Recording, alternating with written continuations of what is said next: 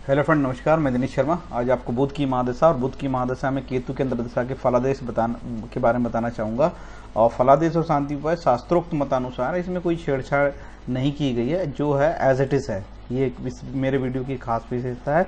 यदि आपकी बुध की महादशा चल रही है और बुध की महादशा 17 वर्ष की होती है, इसकी महादशा बुध की महादशा 17 वर्ष की होती है, लेकिन बुध का जो अंतर होता है बुध में केतु का 11 माह 27 दिन का होता है। ऐसे समय में आपको क्या फलित हो सकते हैं और क्या क्या आपको सावधानी रखनी है, उस विषय में बताना चाहूँगा।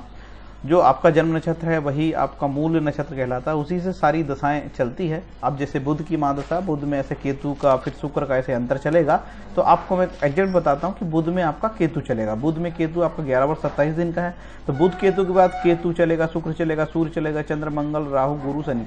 यदि बुध आपका खराब हो, यदि आपका केतु खराब हो, तो परमानेंट आपको प्रॉब्लम नहीं आएगी। देखिए, बुध केतु, फिर चंद्र है, फिर मंगल है, फिर राहु है, गुरु है, शनि, ऐसे ग्रहों की दशाएं अंदर बदलती थी। ये अंतरदशा जो चल रही है, प्रत्यंतर के बाद भी सूक्ष्म, प्रत्यंतर के ज्यादा प्राण दशा, सूक्ष्म दशा है, फिर प्राण दशा है।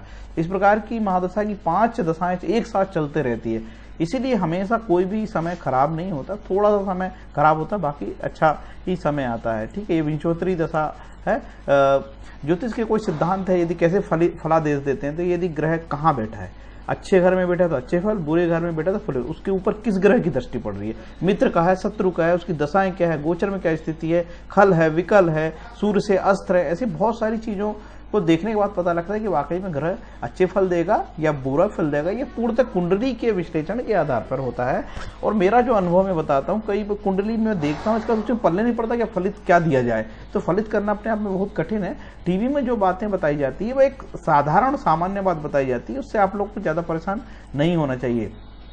जैसे आपका जन्म नक्षत्र कृतिका है, तो जन्म के समय आपको 6 वर्ष तक की सूर्य की दशा मिलेगी। तो यही मैं बताना चाह रहा हूँ, विंशोत्तरी जो दशा है चंद्र के नक्षत्र के आधार पर ही तय होती है। तो जैसे मेरा जन्म का नक्षत्र रेवती है, तो रेवती में मुझे बुध की सबसे पहली मेरे जन्म की जो दशाएं मिली थी वो बुध की दशा मिली थी। इस तरीके से ये चलता है, क्योंकि ज्योतिष पूर्णतः गणित पर आधारित है। और इसके पहले मैंने एक वीडियो बनाया हूँ बुध में बुध, ठीक है, उसमें बुध के बारे में पूरी डिटेल बता दी हूँ, तो आपको वो जरूर देख लेना चाहिए। तो यहाँ पे मैं आपको केतु के कारकत्व के बारे में जरूर बताऊंगा, क्योंकि केतु की दशा चल रही है।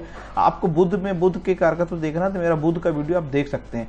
राहु के द्वारा इंगित सभी रोग केतु से भी होने चाहिए। इसके अतिरिक्त इससे होने वाले रोग, अनिश्चित कारण वाले रोग, महामारी, छाले युक्त ज्वर, जहरीले संक्रमण से होने वाले रोग, संक्रामक रोग, आंतक्रमी, बहरापन, दोषपूर्ण वाणी रोग आदि। देखिए, ये मैं जो चीज बता रहा हूँ ये ऐसा है जैसे बुध में केतु की दशा चल रही है और आपको हेल्थ की प्रॉब्लम आ रही है, तो कुछ इस प्रकार के सिम्टम्स होते हैं। यदि आपकी बुध में केतु की अंतर्दशा चल रही है और हेल्थ की प्रॉब्लम आ रही है, तो ये ज्योतिष के चक्कर छोड़ के सबसे पहले डॉक्टर का इलाज करा लेना, उसी में आपकी बेहतरी नहीं तो आपको जान माल का खतरा है। ज्योतिष के बारे में, केतु के बारे में कहा जाता है कि जो 12वां केतु होता है बड़ा शुभ होता है। तो 12वां केतु यदि आपका होगा तो आध्यात्मिक दृष्टि से बहुत ही शुभ कहलाता है।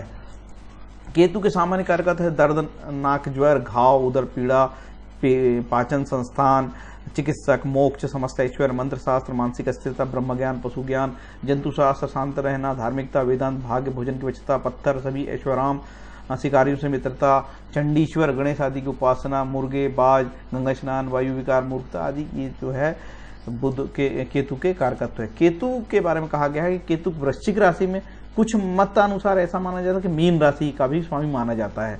वृश्चिक राशि में ही केतु उच्च का होता है, तो धनु राशि इसकी मूल त्रिकोण राशि होती है। उपरोक्त सभी राशियों में केतु अनुकूल फलदायी होगा। जैसे केतु में है, केतु वृश्चिक में और मीन में बहुत ही पॉजिटिव होगा, और धनु राशि में भी बहुत पॉजिटिव होगा।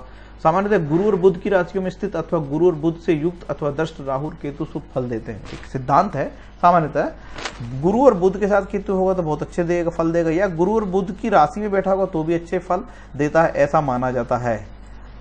अब इसकी मेन थ्योरी है, थ्योरी नंबर 1, बुध की महादशा में केतु की अंतर्दशा का फल। बुध की दशा में केतु का अंतर्दशा हो तो केतु यदि लग्न से केंद्र त्रिकोण में हो, ये देखो लगभग मेरे सभी बात में ये सिद्धांत निकल के आता है कि केतु यदि लग्न से शुभ स्थान पे होगा, जैसे शुभ स्थान क्या कहलाते हैं, ये केंद्र स्थान शुभ कहलाते हैं।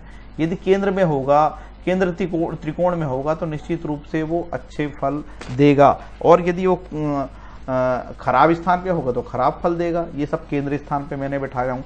देखिए केतु वृश्चिक राशि में यहाँ उच्च का कहलाता है, ठीक है, ये मैं उदाहरण से आपको बता रहा हूँ। केतु मीन में भी बहुत शुभ का कहलाता है, और केतु की धनु राशि में जो है मूल त्रिकोण का कहलाता है। तो यहाँ पे अच्छे रिजल्ट वो केतु अपना देगा। केतु के अपना कुछ नहीं है, केतु जिस ग्रह के साथ बैठा उसी के फल देने लगता है। यदि केतु आपका शुभ है, 11वें स्थान पे बैठा है तो शुभ स्थान पे होगा, केंद्र से 11वें स्थान पे बैठा तो निश्चित रूप से फल देगा। ये 11वां स्थान है, ये देखिए मैं केतु को यहाँ बैठा दिया, यदि 11वां केतु होगी तब बहुत शुभ फल देगा। ये मिथुन लग्न की कुंडली से मैं आपको उदाहरण से बता रहा हूँ। यदि शुभ है तो क्या होगा, देह सुख, स्वल्प धन, बंधु प्रेम, पशुओं से वृद्धि, उद्योग में धन, विद्या, कीर्ति, सम्मान, राजा के दर्शन। राजा के दर्शन से क्या मतलब क्या होता है, आपके ऑफिसरों से भेंट होगी, बहुत अच्छे संबंध बनेंगे, रिस्पेक्ट मिलेगा, हो सकता है कोई प्रमोशन मिल जाए आपको, ये सारी बातें हो सकती है। पॉजिटिव में तो हजारों बातें हो सकती है, किसकी क्या पॉजिटिवनेस होगी वो उसके जॉब के अनुसार है, या बताना अपने आप में बहुत कठिन है। थ्योरी नंबर 2, केतु यदि दशापति से 8-12 में होगा। देखिए आपकी बुध की में केतु चल रहा है, तो बुध की महादशा में केतु के अंदर चल रहा है, तो बुध यहाँ पे कहलाएगा दशापति।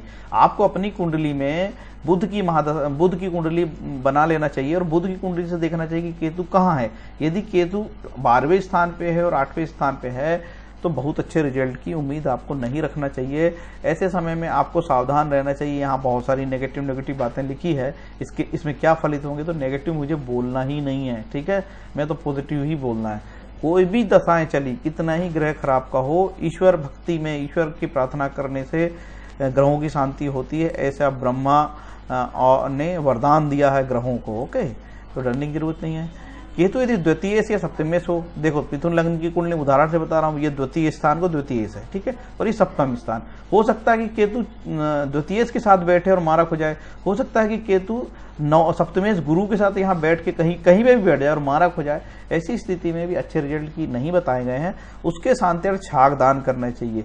तो ये छाग दान भाई ये 3000 साल पहले ज्योतिष है। अब हम बकरा नहीं दान कर सकते, हम बकरा खाते भी नहीं, तो दान क्यों दे भाई।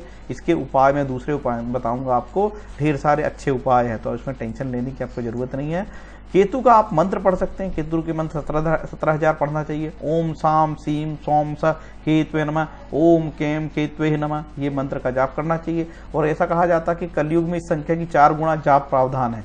जैसे 17,000 बता रहा था, कलयुग में इसका डबल पढ़ो।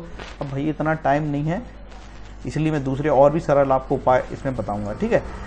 इसके दान के बारे में कहा गया, तो दान क्या गरीबों के लिए दान नहीं भाई, राजा महाराजाओं के लिए दान है। दान के चक्कर में ना पड़े, संपन्न वर्ग दान दे सकता है। देखिए ग्रह शांति के उपाय में स्पष्ट लिखा कि सूर्य से लेकर राहु केतु शनि के मंत्र से ग्रह शांति होती है ना। दान स्वर्ण दान, चांदी दान, स्वर्ण दान, मूर्ति की प्रतिमा, छाग दान, भैंस दान, बकरा दान, गाय दान, काली गौ का दान, अश्वदान, कपिला गौ का दान, ये राजा महाराजाओं के लिए थी। ज्योतिष विद्या आज से 3000 साल पहले राजा महाराजाओं और द्विज जाति के लिए लिखी थी, मतलब वो वैश्य और क्षत्रिय और ब्राह्मण के लिए लिखी गई थी, पिछड़ी जातों के लिए नहीं लिखी गई थी। इसलिए उनको काल परिस्थिति में सोच समझ के इसकी प्रार्थना चाहिए। गरीब व्यक्ति के लिए ईश्वरी प्रार्थना कारगर सिद्ध होती है। काल परिस्थिति का ध्यान रखना होगा। दुर्गा सप्तशती का पाठ, रुद्री जप, महामृत्युंजय का जप, मंत्र पाठ, विष्णु सहस्रनाम, शिव सहस्रनाम, शिव की पूजा आदि, सूर्य आदि हृदय स्रोत आदि का पाठ करिए, सब ठीक होगा।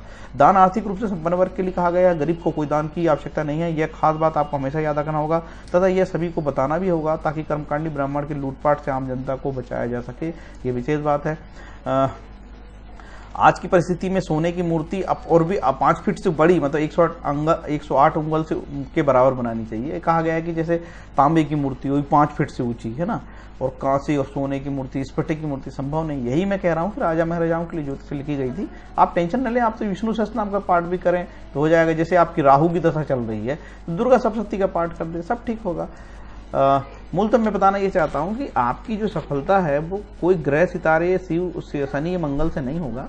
आपको मेहनत करनी पड़ेगी और मेहनत लगन से आपको सफलता मिलेगी तय। आप लोग ये गंडे, पुजारी, पुखराज, नगीना, लाल किताब और टोटके इसके चक्कर में ना पड़े, इससे आपको नुकसान होगा। भगवान की भक्ति करने से सारे ग्रह शांति होती है। मात ऋण, पित्त ऋण, काल सर्प योग, दुनिया भर की चीजें, 7.5 कुछ भी खराब चल रहा हो, यदि आप ईश्वर भक्ति करते हो और कोई भी मंत्र ले लो भाई, आपका भला होगा।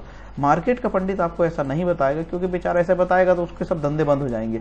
आपसे मेरा निवेदन है कि भाई आप एक समय में आप ढेर सारी पूजा तो नहीं कर सकती। कोई विष्णु सहस्त्रनाम का पाठ, शिव सहस्त्रनाम का, महामृत्युंजय का मंत्र का जप और स्वाध्याय करना, धर्मशास्त्र पठन पाठन, रामायण गीता भागवत पठन, हनुमान चालीसा, सुंदर, तो सब नहीं कर सकते। राम रक्षा स्तोत्र, कोई एक जो कर रहे हो कंटिन्यू करो। जैसे आपकी गुरु में केतु चल रहा है, तो केतु के लिए आपको केतु का मंत्र मैंने आपको बताया वो कर सकते हो।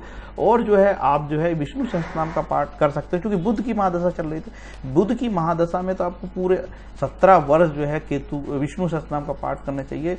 ऋषि पाराशर ने 8 या 9 बार विष्णु सहस्त्रनाम की महिमा बताया है ग्रह शांति के लिए। तो इससे सरल क्या उपाय आएगा? ये बुक नंबर 801 1801 है और ये 206 है गीता प्रेस की ही लीजिए, है ना। फ्रेंड्स में और एक खास बता दूं, नवग्रह स्तोत्रम भी बड़ा पवित्र होता है। नवग्रह स्तोत्र के पाठ करने से भी सारे ग्रहों की शांति होती है।